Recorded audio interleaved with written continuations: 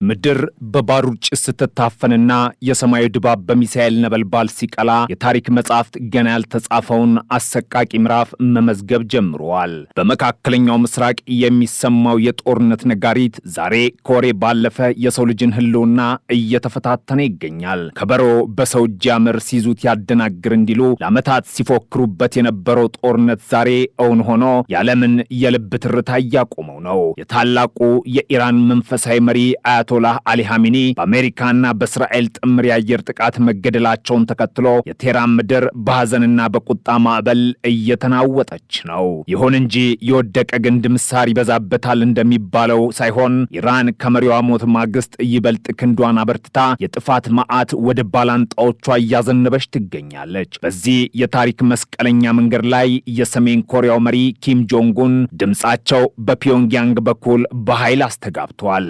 ሰሜን ኮሪያ በቅርቡ በኢራን ባለስልጣናት ጉባኤ አማካኝነት አዲሱ የሀገሪቱ የበላይ መሪ ሆነው የተመረጡትን ሙጅታባ ኻሜኒ እንደምትደግፍ በይፋ አውጃለች። የሰሜን ኮሪያ የውጭ ጉዳይ ሚኒስተር የኢራን ሕዝብ የመረጠውን መሪ ማክበርና የመደገፍ ግዴታ አለብን ሲል ይህንን ሹመት የአብዮቱ ቀጣይነት አድርጎታል። ፒዮንግያንግ አሜሪካና እስራኤል በኢራን ላይ የፈጸሙትን እርምጃ ህገወጥ የወረራ ተግባርና የሉዓላዊነት ጥሰት በማለት በጽኑ ኮንናለች። ዋሽንግተንና ቴልአቪቭ በመካከለኛው ምስራቅ ያለውን ሰላም እያደፈረሱ መሆኑን የገለጸችው ሰሜን ኮሪያ የሙጅታባ ኻሜኒን ስልጣን መያዝ ተቀባይነት የለውም ያሉትን የዶናልድ ትራምፕን ንግግር በንቀት ውድቅ አድርጓለች። ኢራንና ሰሜን ኮሪያ ለዘመናት በአሜሪካ ማዕቀብ የቆሰሉ አንድ አይን የለውም ሁለትም እንዲሉ ስጋና ደም የሆኑ ወዳጆች በመሆናቸው ይህ የፒዮንግያንግ ድጋፍ ለቴህራን የሞራል ስንቅ ሆኗታል። ጦርነቱ ዛሬ 10ኛ ቀኑን ሲይዝ የኢራን አብዮታዊ ዘብ 37ኛውን የጥቃት ማዕበል በእስራኤልና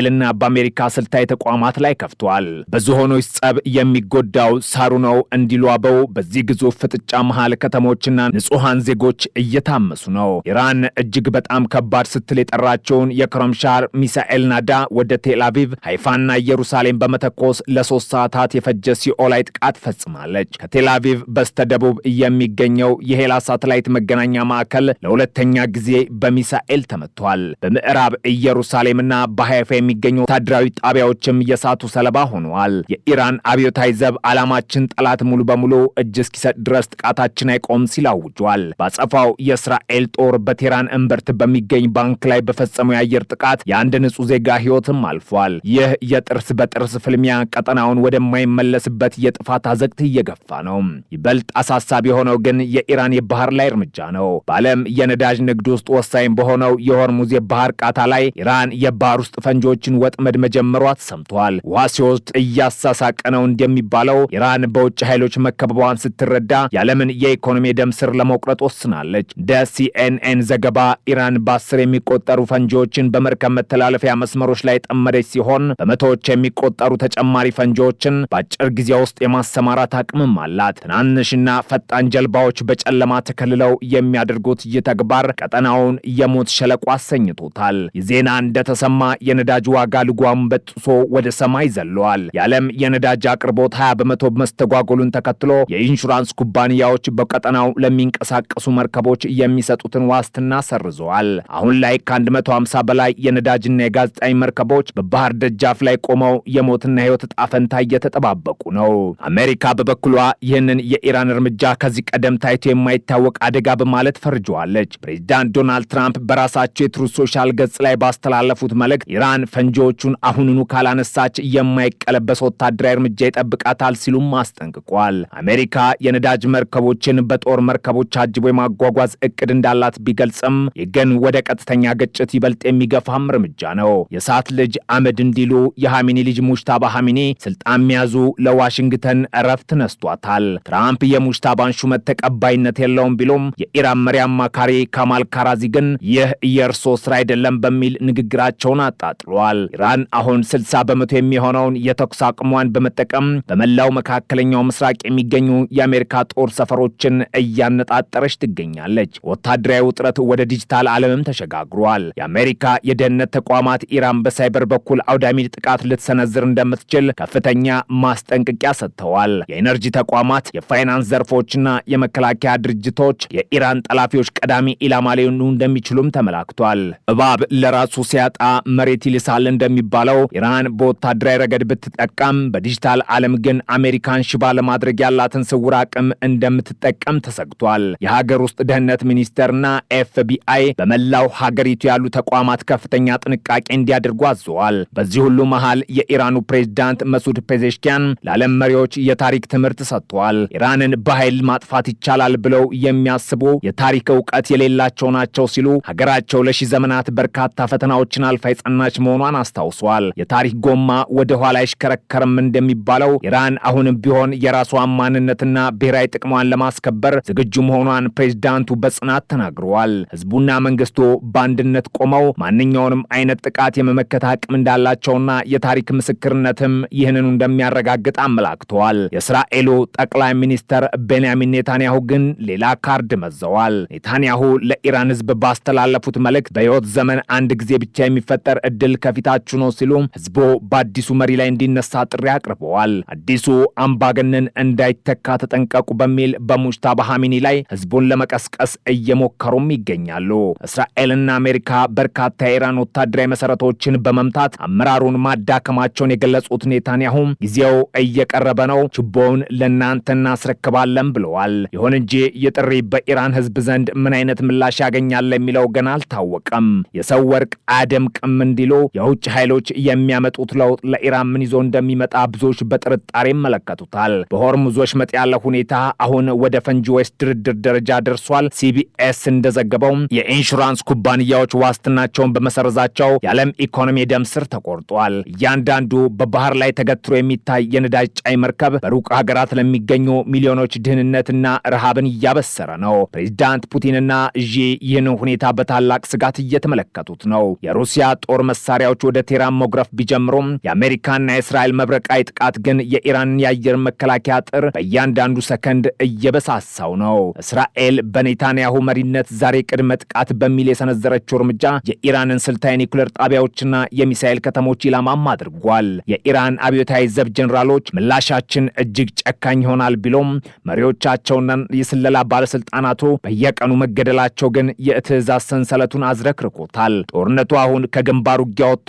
ወደ ሳይበር ዓለምም ተሸጋግሯል። የኢራን የኤሌክትሪክና የውሃ አቅርቦቶች በዲጂታል ጥቃት ሽባም ሆኗቸው ህዝቡን ወደ መካከለኛው ዘመን የመለሰው ይመስላል። ይህ ዲጂታል ጨለማ አገዛዙን ይበልጥ አቅመቢስ አድርጎታል። አሜሪካ በሊባኖስና በሌሎች ሀገራት ያሉ ዲፕሎማቶቿን ማስወጣቷም ጦርነቱ ወደ ሰፊ ቀጠናዊ ግጭት ማደጉን የሚያረጋግጥ የመጨረሻው ምልክት ነው። ሄዝቦላህና ሁቲዎች ከየአቅጣጫቸው የሚሳኤል ናዳ ቢተኩሱም የአሜሪካ አውሮፕላን ተሸካሚ መርከቦች ግን በባህሩ ላይ የአረብ ሀገራትን ሰማይ እየጠበቁ ነው። ይህ በታሪክ ታይቶ የማይታወቅ ከፍተኛ ወታደራዊ ዝግጅት ዓለምን ወደ ሶስተኛ ዓለም ጦርነት ደጃፍ አድርሷታል። ይህ ሁሉ መከራና የደም መፈሰስ የሚቆም መቼ ነው የሚለው ጥያቄ ምላሽ የለውም። የሰው ልጅ የጥፋት ጥበብ የደረሰበትን ከፍተኛ ደረጃ የሚያሳዩት እነዚያ ሃይበርና ሲጅል ሚሳኤሎች ዛሬ የሰላም ሳይሆን የሞት ምልክቶች ሆነዋል። የፕሬዝዳንት ፔዜሽኪያን ታሪክ ንወቅ የሚለው ንግግር ለትራምፕና ለኔታንያሁ ግምት የሚሰጥም አልሆነም። ለነሱ ድል ማለት የኢራን አገዛዝ መፈራረስና አዲስ የኃይል ሚዛን መፈጠር ነው። ዓለም አሁንም በትልቅ ድንጋጤ ውስጥ ሆና ውጤቱን እየጠበቀች ነው። የሰው ልጅ ወደፊት ዕጣ ፈንታ አሁንም በደም የሚጻፍ ታሪክ መሃል ተወጥሮም ይገኛል። ታሪክ ባንክሮ እየተመለከተን ነው። ሰላም ግን አሁንም በባሩድ ጭስ ተከልላለች። የካቲት 21 ቀን 2018 ዓ.ም በታሪክ መዝገብ ላይ በደም የታተመች ቆኖኗ ትቀራለች። አሜሪካ የባህረ ሰላጤ አጋሮቿን ማለትም የተባበሩት አረብ ኤሚሬትስና ባህሬን የመጠበቅ ኃላፊነት ቢኖራትም ኢራን ግን እነዚህን ሀገራት በቀጥታ ኢላማ ማድረጓ የአሜሪካን የመከላከያ አቅም ፈትኖታል። በባህሬን መናማ ላይ ደረሰው የሮኬት ጥቃትና በኤሚሬትስ የኢንዱስትሪ ከተሞች ላይ ደረሰው የድሮን ውርጅብኝ አሜሪካ አጋሮቿን አስተማማኝ ከለላ መስጠት አለመቻሏን አሳይቷል። ይህ ደግሞ በቀጠና ያሉ ሀገራት ከአሜሪካ ይልቅ የራሳቸውን ደህንነት ለመጠበቅ ወደ ሌሎች ኃይሎች እንደ ሩሲያ ወይም ቻይና እንዲመለከቱ ሊገፋፋቸው ይችላል። ብሪቲሽ ኤርዌይስን የመሰሉ ታዋቂ አየር መንገዶች ወደ መካከለኛው ምስራቅ የሚያደርጉትን በረራ ማቋረጣቸውና 40 ሺህ የአሜሪካ ዜጎች አካባቢውን ለቀው መውጣታቸው አሜሪካ በቀጠና የነበራትን የንግድና የሲቪል ተጽዕኖ በከፍተኛ ሁኔታ እንዲሽመደመድ አድርጎታል። ወታደራዊ ስትራቴጂውን ስንመለከትም የአሜሪካ ጦር ኦፕሬሽን ኤፒክ ፉሪ በታቀደለት ጊዜ ይጠናቀቃል ቢልም እውነታው ግን ተቃራኒ ሆኗል። የዋይት ሃውስ ቃል ቃል አቀባይ ካሮሊን ሌቪት ከ4 እስከ 6 ሳምንታት ሊፈጅ ይችላል ማለታቸው ጦርነቱ ቀደም ብሎ ከታሰበው በላይ ረጅም ጊዜ እንደሚወስድ የመጀመሪያው እምነት ነው። ኢራን የምትከተለው ያልተመጣጠነ ጦርነት ወይም አሲሜትሪክ ዋርፌር ስልት አሜሪካን ለከፍተኛ ወጪ ዳርጓታል። አሜሪካ አንድን የኢራን ድሮን ለማክሸፍ በሚሊዮን የሚቆጠር ዶላር የሚያወጣ የሚሳኤል መከላከያ ስትጠቀም፣ ኢራን ግን ጥቃቶቿን በሺዎች በሚቆጠሩ ድሮኖች በማጥለቅለቅ የአሜሪካን ሀብት እያሟጠጠች ትገኛለች። ይህ ወታደራዊ ኪሳራ ብቻ ሳይሆን የአሜሪካን ቴክኖሎጂካዊ የበላይነት የሚንድ ትልቅ ውድቀትም ጭምር ነው። የኢራን አመራሮች በተለይም የፓርላማ አፈ ጉባኤ መሐመድ ባገር ቃሊባፍ እጅ አንሰጥም ማለታቸውና የደህንነት ባለስልጣኑ አሊ ላሪጃኒ ፕሬዚዳንት ትራምፕን በቀጥታ ማስፈራራታቸው ጦርነቱ ወደ ግላይና ወደማይቆጣጠሩት አደገኛ ደረጃዎች እየተሸጋገረ መሆኑን ያሳያል። አሜሪካ የኢራንን ኒውክሌር መርሃ ግብር አጥፍቻለሁ ብትልም ኢራን ግን አሁንም ያጸፋ ጥቃቶቿን አላቆመችም። ይህ ደግሞ አሜሪካ የጦርነቱን ግብ በትክክል እንዳላስቀመጠች ወይንም የጠላቷን አቅም ዝቅ አድርጋ እንደገመተች ማሳያ ነው። ጦርነቱ በዚሁ ከቀጠለ አሜሪካ በኢራን ምድር ላይ ድል ብታገኝ እንኳ በዓለም አቀፍ ደረጃ የምታጣው የኢኮኖሚ የዲፕሎማሲና የሞራል ተሰሚነት ከድሉ በላይ ዋጋ ሊያስከፍላት ይችላል። በዋሽንግተን ዲሲ የሚገኘው የፔንታጎን ህንጻም ባለፉት 10 ቀናት ውስጥ ታይቶ የማይታወቅ ውጥረት ውስጥ ነው የከረመው። የጦርነቱ መጀመሪያ ላይ ይስተዋሉ የነበሩት የድል አድራጊነት ስሜቶች አሁን በዝምታና በጥንቃቄ በተመረጡ ቃላት እየተተኩ መጥተዋል። ቃል አቀባዩ ሲን ፓርኔል 140 የአሜሪካ ወታደሮች መቁሰላቸውን ሲያበስሩ የቁጥር ከአሜሪካ ህዝብ ዘንድ ለሚነሱት ጥያቄዎች ግማሽ ምላሽ እንኳን አልነበረም። ከነዚህ ቁስለኞች መካከል 8ቱ በከባድ ሁኔታ ላይ መሆናቸው አሜሪካ በዘመናዊ ጦርነት ታሪክ ውስጥ ገጥሟት የማያውቁን አይነት የድሮንና የሚሳኤል ውርጅብኝ እየተጋፈጠች መሆኑን ያረጋግጣል። በተለይም በኩዌት ሹዋይባ ወደብ ላይ የተገደሉ 6 ወታደሮች ጉዳይ በአሜሪካ ጦር ውስጥ ኦፕሬሽን ኤፒክ ፉሪ ታላቅ ቁጣ የሚለው ስያሜ ለኢራን ወታደራዊ አቅም የተሰጠው ዝቅተኛ ግምት ምን ያህል ዋጋ እያስከፈለ መሆኑን ቁልጭ አድርጎ ያሳያል። ይህ ሰብአዊ ኪሳራ በወታደራዊ መስክ ብቻ የተገደበም አይደለም። የአሜሪካ ጦር በኢራን ላይ የሚፈጽመው ከባድ ጥቃት በቴህራን ጎዳናዎች ላይ ጥቁር ጭስ እየለቀቀ ቢሆንም የኢራን ወታደራዊ መዋቅር ግን አሁንም ምላሽ የመስጠት አቅሙን አላጣም። ጀነራል ዳንኬን አሜሪካ 5000 ኢላማዎችን መምታቷን በኩራት ቢናገሩም ኢራን ግን አሁንም በሳውዲ፣ በኩዌት፣ በተባበሩት አረብ ኤሚሬትስና በባህሬን የሚገኙ የአሜሪካ ወታደራዊ መሰረቶችንና የኢኮኖሚ ተቋማትን የማጥቃት አቅሟን አላጣችም። የሁኔታ አሜሪካ ለዓመታት የገነባቸው የማይታለፍ የሚሳኤል ጋሻ ድክመት እንዳለበት ያሳየ ሲሆን ይህም ለወደፊቱ የአሜሪካ ወታደራዊ ቴክኖሎጂ ሽያጭና ተአማኒነት ላይ ትልቅ ጥቁር ጥላ ያጥሏል። ከሰብአዊ ጉዳቱ በስተጀርባ ያለው የኢኮኖሚ ኪሳራ ደግሞ ይበልጥ አሳሳቢ ነው።